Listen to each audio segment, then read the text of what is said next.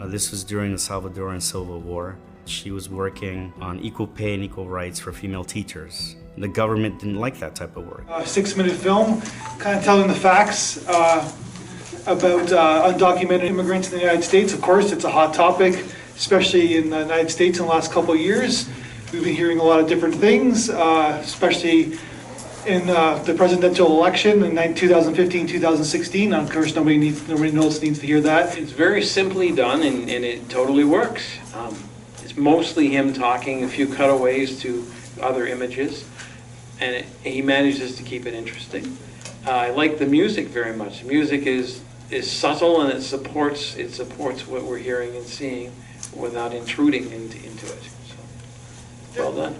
Data shows that the majority of undocumented immigrants are both employed and file taxes. Film based on facts, like I said, so based on statistics, so it's hard to kind of like get bogged down on that, but I guess I think they did a really good job kind of showing the one character. I totally enjoyed the film and the theme and the motive of the film. I think movie had three different divisions. Just because it's very short, it all goes together. The person who was actually taking the whole movie at his shoulders, he was immigrant from entirely different situation, and the people at whom now is going pressure, especially in America, these are different immigrants. These are new generation of immigrants, and there are these irregularities gone probably for a while, and that's caused a lot of havoc, and that's caused a lot of this misunderstanding. And his way of introducing it was professional, but it was very soft. The problem, I think it's a bit deeper, and maybe in 6 minutes it's very hard to introduce it. Yes, movie was sweet, movie was nice, but the real problem is a way deeper. And I think it's very actual not only for US, it's actual for Canada too, because US is affecting on Canada. And politically, and as a big brother, I don't know, you can call it different ways, but that's the truth. Yeah, there is a problem. And now you have problem in Europe too. So basically, immigration, especially undocumented, this is a very serious issue of nowadays, of our time. Which is funny because Reagan is the one who signed the law back in '86, and of course Fox News would never admit to that. If you ever go down to the States and listen to that crazy station, they basically blow Ronald Reagan every single day at that station, and they think that he's the one who kind of like got rid of immigration. Of course, it's interesting that they show that he's the one that kind of signed the powerful law in 1986. Undocumented immigrant story. So I'm Mario Mendoza. So. Thanks all for coming and for your attention. Even though I realize I'm like kind of a captive audience, because he said, if you need to leave, we'd rather you not. Will the Democrats be using this film? So that's actually a great, thanks for that question. That's a really great question, because I don't know if you guys noticed, I'm assuming you might have, but there is no mention of the T word, or the administration, or the White House. That's purposeful. I wrote the whole storyboard and script, and I want lifeundocumented.org to serve as a source of positivity and messaging, even though it would be stern, corrective messaging. If you notice, I did use criminal, rapist, and murderer. That was also purposeful. But there's no mention of the T word, and there's no anger in it, and that is also purposeful. So I hope that the data is used at face value, and that they use it, that they use the conclusions from the data to affect whatever result they want to affect. Kind of you answered my question. I wanted to ask why you have chosen a person who was documented immigrant to introduce undocumented immigrants, but yes, that's the answer, because he made it positive. It would be not easy probably to take an undocumented immigrant and in 6 minutes for undocumented person make a positive knowledge. maybe it will be possible, but much harder, versus this person who was basically made up person. He could talk and for himself and for people who have no chance to be self and socially introduced. I guess that's the message. You answered it, yes, before I made the question. Oh, sure. So just to clarify, no, thanks for that. So I'm even though, so I still like pizza and cake, but I've just been eating a lot less of it. So I've lost some weight since the documentary last year. I'm not sure if I caught that correctly, so sorry if I didn't, but the story is real. So it's my life running across the border for 12 hours when I was 7. And just to elaborate a little more on that, my mom was told they would kill her if she didn't leave in a month. And this is one of the messages in the story which is real, and I wanted to highlight that. If you noticed, my mom did not want to leave. She was a professor in El Salvador. She cleaned houses here for 25 years.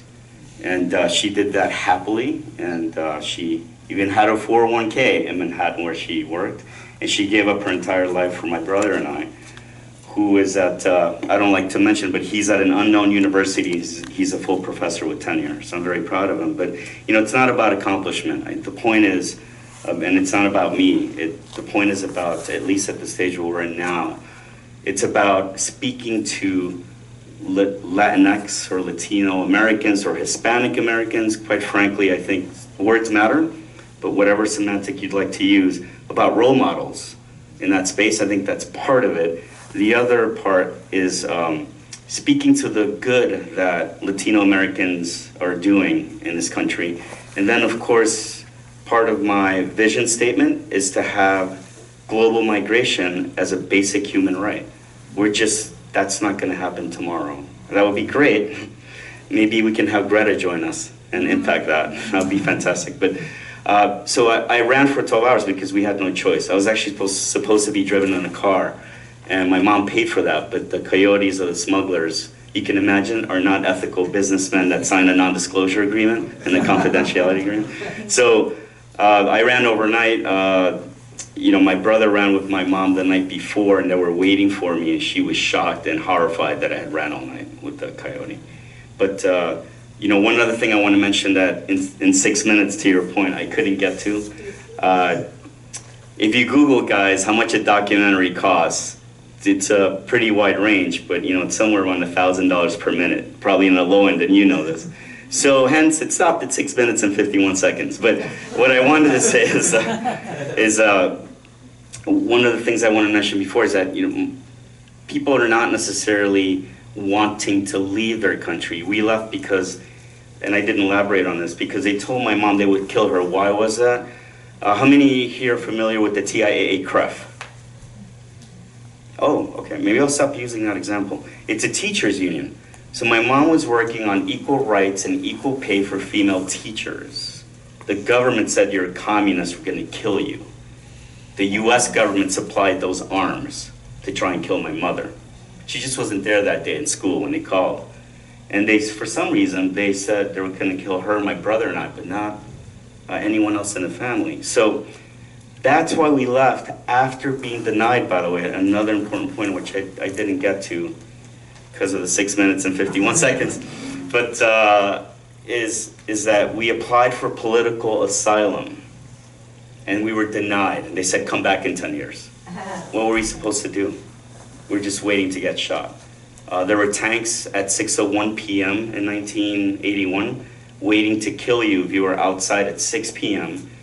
right in front of my house, because they said that if you're out after 6 p.m., we will assume as a government that you are part of the resistance and will kill you on sight.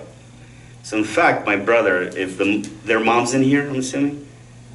Okay, if you can imagine, ladies, my brother, before the days of texting, that little bandit would come around the corner at 5:59 p.m. in his bicycle. And so one of the days, it was 6:01, and he had a machine gun on his chest. And my mom came out and got between the gun and my brother, and she talked him out of it and said, that's my son, he's benign, even though he's a rascal, he's benign. But I hope in the future to include stories, and I think someone made the comment about including all segments of undocumented immigrants or previously undocumented immigrants. I would love to do that. So I'm in touch with DACA students, with the taco guy down the street in Jackson Heights in New York. So really, in the Uber driver, undocumented immigrants or previously undocumented immigrants are everywhere.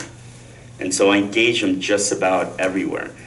And believe it or not, they're not necessarily afraid of telling their story. As a matter of fact, DACA students, which are only about 10% of the estimated 11 million, 1.1 million total, about 800,000 currently in DACA, 300,000 in temporary protected status, TPS, they are really dying to tell the story.